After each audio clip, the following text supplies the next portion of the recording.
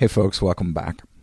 And today I want to talk about the fact that they're creating the reality they want to see through us.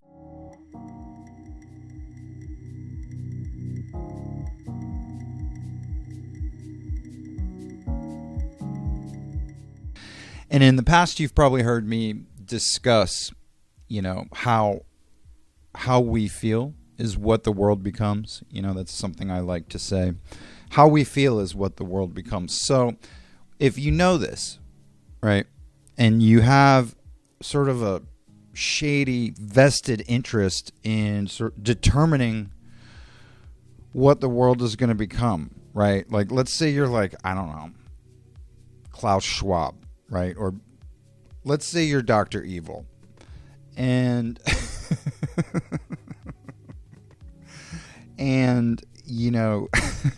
you want to take over the world. Well, if you know that how a human being feels is what the world becomes, and you want to sort of take over the world and like create the world you want to see in your evil, like maniacal own self-image, the key to that is to control how people feel, right? Like if you can just figure out how to get everybody to think sort of how you want the world to be, by virtue of who and what human beings are, that is what the world will be. Like, and I just, do you all know this? Like, does everybody know this?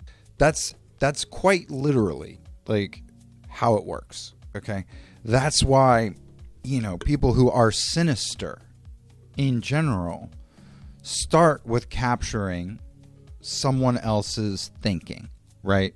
Like, we've all had these frenemies in our life. Wormblood from the Lord of the Rings trilogy, right? Like that guy that's just sort of like in your ear all the time, telling you things.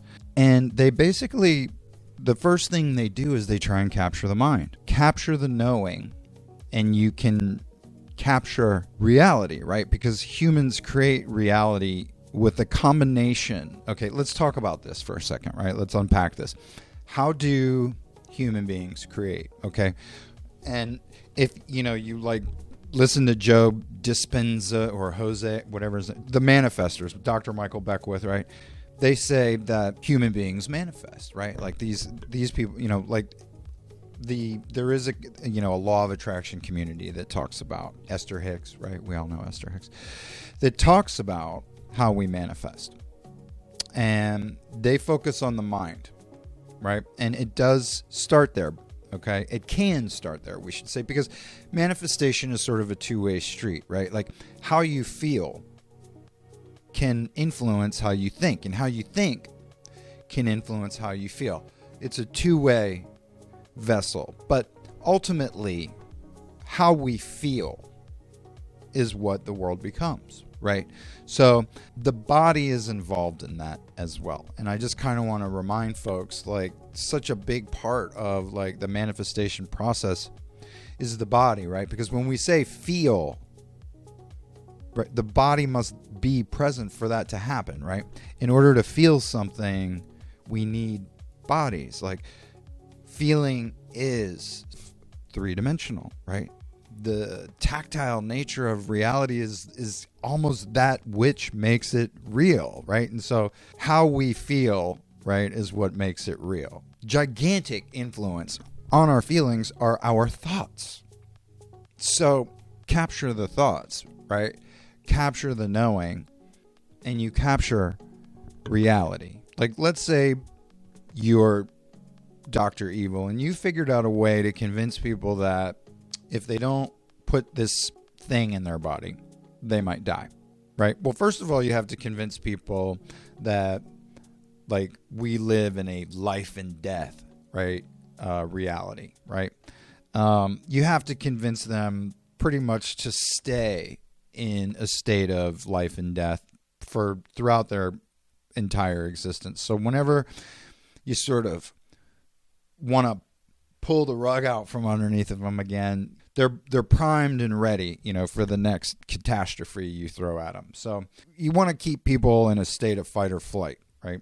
And so you use, mass communication, and the legacy media to sort of pump out a message of like, you never know sort of what's around the next corner. Like reality's coming for you, right? So you have people sort of in a perpetual state of like heightened fight or flight. And then you introduce this like notion that if you don't put this stuff in your body, you're going to die. And then you design a bunch of stuff that once they do put it in their body, people actually lose touch with all of their true power. It's so popular to sort of minimalize the importance of a human existence, right? So much of the brainwashing that's gone on for so long is the insignificance of human life. Like the narrative is in so many subtle, like insidious ways, always trying to emphasize the insignificance of human life. When in fact, like a human life is a universe, right? It is as significant as any life is everything. And so trying to convince these stars, these universes, right, these galaxies in human form, that they're nothing, it does sort of warp reality, but that is part of it, right? Like the insignificance of human life. Like we all are basically taught to believe that we're just 1 in 8 or 9 billion, right? I'm just 1 in 8 or 9 billion, like. And to me, it's like laughable, right? You see me laughing. I'm just 1 in 8 or 9 billion. Like, what can I do to change the world? And I'm telling you, like right here, right now, like you are the world. Like how you feel is what the world is. And so if you don't really think that you play a significant role, in reality, if you're just telling yourself on a regular basis that you're 1 in 8 or 9 billion, like these Dr. Evils of the world, like have you right where they want you, right? They can now use your vessel, right? You've become like an HP, like 3D printer that's waiting for the next PDF file to sort of get loaded up into it and to start sort of terraforming something. That's basically what you are when you give away the sovereignty of your mind, right? When you concede to being just a mere 1 in 8 or 9 billion. When you fail to understand the significance of your own feelings, right? And if you're not sort of focused on sort of creating the world that you want to see, like someone else is going to use you as a vessel to create the world they want to see. So this is a good point of convergence with why the trauma reversal narrative is so very, very important, right? Because each person and how they feel is terraforming, right? And that's that sci-fi sort of geeky term, but I do think it's apropos. Like each person is terraforming reality with how they feel. And when you reverse your trauma, right, you begin to understand, or your goal actually becomes personal sovereignty. Like that is the entire point of getting over trauma, so that you can just be you, not what someone has done to you, right? Or some situation or you're not your trauma anymore is basically why you reverse your trauma. And when you do that as a self-sovereign person, you don't want people getting in your head and trying to tell you or convince you what you're supposed to feel. And in fact, you become the dictator of how you prefer to feel, because after you've reversed your trauma, right? After you've thrown off, the veil that they've thrown over you to sort of keep you unaware of your true power, right? To keep you convinced that you're just 1 in 8 or 9 billion. Then all of a sudden, you start to notice like how I feel has a lot to do with what I see around me, right? Think of it. Each person is a tree of life, happening, right? And trees have roots, right, that can, grow from, one side of the city to the other. And they have canopies, that can cover like 3 or 4 different houses. And if we think about the fruit that we bear in the vastness, of our human sort of tree of life, we can begin to start to see like we really are, the creators of the reality we see, right? We're writing it, or designing it as we go along. You can look at people's lives and you can see the reality they're creating for themselves. And the reality they create for themselves is, some reality for each person who witnesses that person. And so, this is why that trauma reversal narrative is the most important narrative on earth, right? By virtue of the fact, the less something is talked about, the more it needs to be talked about. The ones that you're not allowed to make fun of are the ones that you need to watch out for and protect yourself from, right? So the fact that trauma reversal is so not talked about is the very indicator of why it is so important, or the most important thing to be talked about.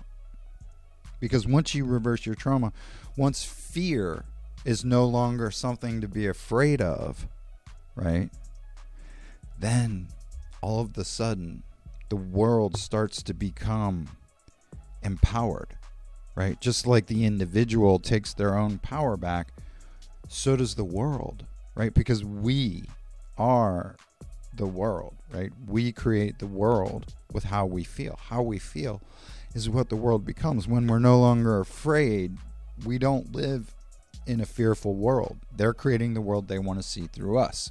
So how do we flip that, right?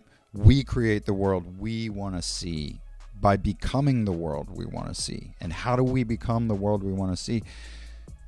Through the way we feel, right? What we experience in our bodies, right? Our bodies, our spinal cord, how we feel is what the world becomes. Hopefully more and more of us are beginning to have those feelings, right? Of infinity, right? Like have that ineffable feeling of like everything is possible right now. Like, oh shit, like I'm vibrating at a high frequency. I've gone above, anger, courage, and I'm actually vibrating in the frequency of like love and above, 500 and above. And we start to have this giddiness, right? And knowing, we don't know what or how, we just know, right? We feel it. We've achieved the knowingness. Okay. Yeah. And this is the happy ending, right? Of this story is like so many people now have the knowingness, right? We all know that how we feel is what the world becomes. Like we know that fear is just a tool that's been used, to sort of keep us in a state of ignorance about our own power. And we've now moved forward, right? We're stepping into that awareness. We're stepping into that knowledge, and ultimately we're stepping into that power. And at the same time, right, like the planets, the big ones, right, like Saturn and Jupiter. And by big, Pluto's big because it's so far away and yet it's so connected to us, right? Pluto's the last word. Pluto's death, destruction, and rebirth. So even though it's tiny, it's still very big, figuratively. So the big ones, the most determinant, we'll say, on our reality, Saturn, Jupiter, and Pluto, are coming along with us. It's all happening together in synchronicity. And now, instead of creating the reality that they want to see through us, we're creating the reality that we want to see. So it's just, it's really important to sort of be happy right now. And I know that sounds ridiculously overly simple, but it kind of is just sort of that simple. And the details, right? That's where things get a little trickier, right? Like, well, how do I make myself happy? Well, that's why it's called work, right? So we put in the work. We reverse the trauma. We get healed. And then we can start addressing, well, what makes me happy? And then we can start living in that direction, right? And then one day we wake up and we're not just living in that direction anymore. We are embodying a happy life for us, right? Because it doesn't take much to make people happy. I mean, my goodness, like we've been able to maintain like joyfulness and happiness amidst, what is essentially a war zone. Like humanity's been living in a war zone their entire lives. And yet we eked out a way to sort of maintain happiness. That's how cool people are. Just imagine like what it's going to be like when our happiness is actually something that's supported, right? And, it's amplified, and, the entire infrastructure of reality is set up to sort of support our happiness and grow our happiness and sort of be there and protect our happiness. Like that's gonna be a lot different than the way it is now. Anyway, I've gone on long enough. That's all I've got for now. Thanks for sticking around, and we will see you next time.